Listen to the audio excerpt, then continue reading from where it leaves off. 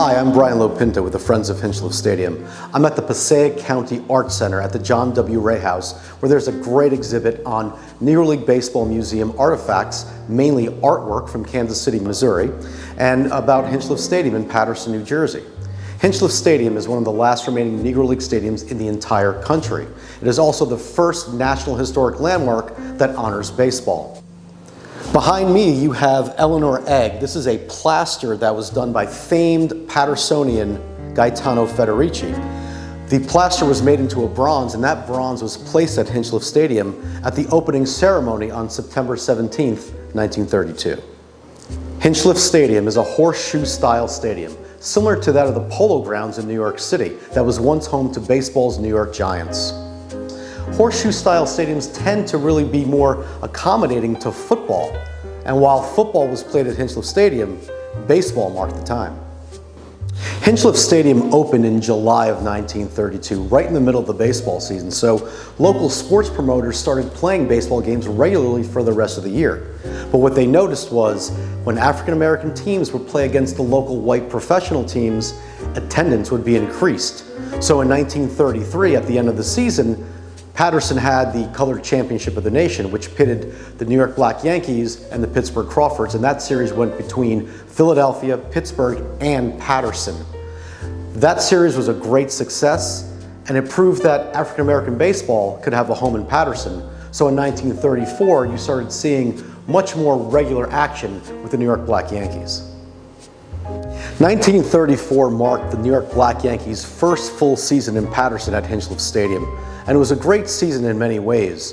You had Josh Gibson, who ended the Black Yankees' 8-game winning streak at Hinchliffe Stadium with one swing of the bat. While the local folks probably were not that happy about the loss, they did get to see Josh Gibson do what he does well, and that's hit a home run. Toward the end of the 1934 season, we had something remarkable occur, in which 10 days after winning the World Series, Dizzy Dean and his brother Daffy Dean, both of the St. Louis Cardinals, came to Paterson and played for a team called the Brooklyn Farmers against the New York Black Yankees. Imagine that, World Series heroes coming to Hinchliffe Stadium 10 days after winning the championship. This here is an Ebbets Field flannels jersey of the New York Black Yankees about 1934-1935. The number on the back is number 6. That is that of Dave Thomas of the New York Black Yankees. He was a 17-year veteran of the Negro Leagues and played first base for the Black Yankees. Not in baseball's Hall of Fame, but certainly a guy who made his mark in Negro League baseball. Well, from Dave Thomas's New York Black Yankees jersey to the jersey I'm wearing, well, what I'm wearing is a Newark Eagles jersey that was number 14, and that, of course, is Larry Doby. And Larry Doby is the historical figure that is synonymous with Hinchliffe Stadium. He was born in Camden, South Carolina, but moved to Paterson at a young age, and he lettered in 4 sports at Eastside High School, playing football, baseball, basketball, and track, and of course, played baseball and football at Hinchliffe Stadium. In the summer of 1942, Larry Doby was offered a tryout at Hinchliffe Stadium for the Newark Eagles.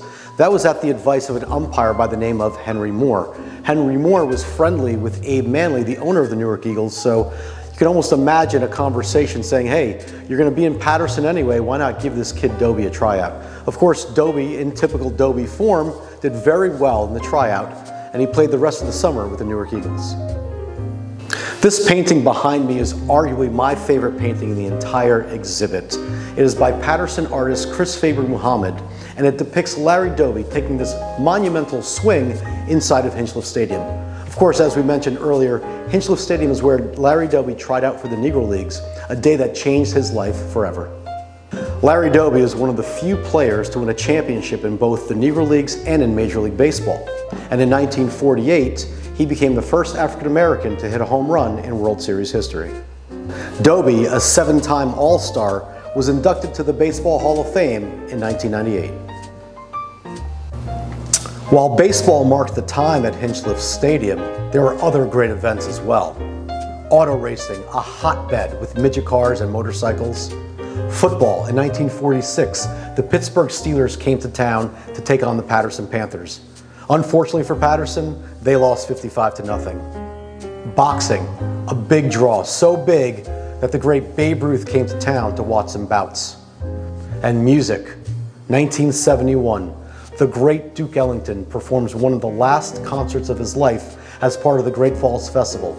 Along with Ellington, Tito Puente and Vaughn Monroe were on that same bill. Thanks for watching. As you can see, Hinchliffe Stadium is a place with national significance. The hope is that Hinchliffe Stadium will be reopened by the year 2023. For more information, log on to hinchliffe stadium.com.